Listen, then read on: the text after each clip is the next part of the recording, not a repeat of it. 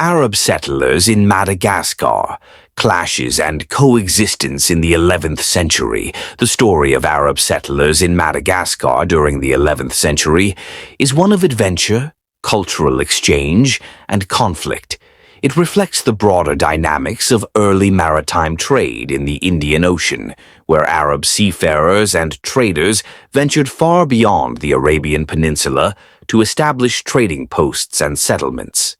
When they arrived on the shores of Madagascar, they found a land teeming with unique flora and fauna, and home to the indigenous Malagasy people, whose ancestors had settled the island centuries earlier. This encounter would shape the cultural and historical landscape of Madagascar, albeit through a turbulent period of clashing interests. The 11th century marked the height of Arab maritime expansion.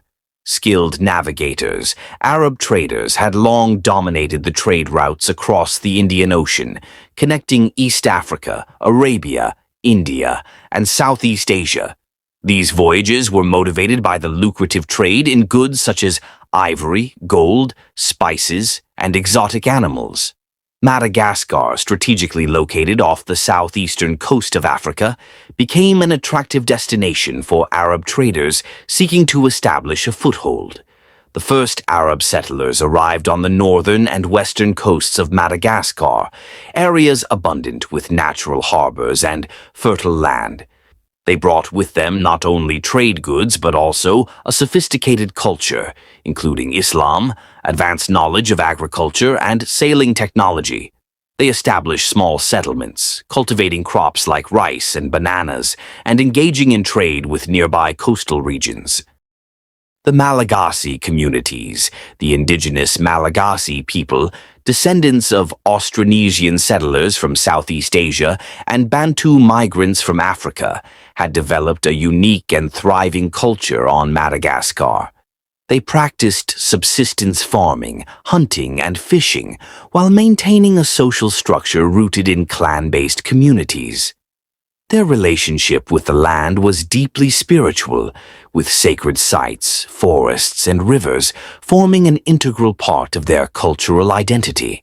As Arab settlers began to establish themselves, they inevitably encroached on land already used by Malagasy communities. This led to disputes over resources, particularly fertile land and access to fresh water, both essential for agriculture and survival. The Arab settlers introduced new farming techniques and sought to claim large tracts of arable land. To the Malagasy people, this was not only an economic threat but also a spiritual violation, as the land held sacred significance. Tensions began to rise, with disputes escalating into violent confrontations. One of the major points of contention was the control of rivers and water sources, crucial for both rice cultivation and daily sustenance. The settlers, accustomed to managing scarce water resources in arid regions, built irrigation systems to support their agricultural efforts. However, these systems often diverted water from Malagasy farming lands, leading to shortages and resentment. The conflicts were not merely about resources, but also reflected cultural misunderstandings. The Arab settlers, who sought to establish a permanent presence, introduced Islamic practices and attempted to integrate with local communities. Some Malagasy leaders viewed these efforts as a form of cultural domination, further fueling hostilities. The clashes over land and resources led to sporadic warfare between Arab settlers and Malagasy communities. Arab settlers, organized and armed with weapons from their extensive trade networks, often had an initial advantage. However, the Malagasy people, deeply familiar with the terrain and adept in guerrilla-style warfare, proved formidable opponents. Despite the hostilities, there were also periods of uneasy peace and occasional alliances. Some Malagasy clans saw the Arabs as valuable trading partners, exchanging goods such as cattle, gold, and local spices for textiles, glassware, and metal tools.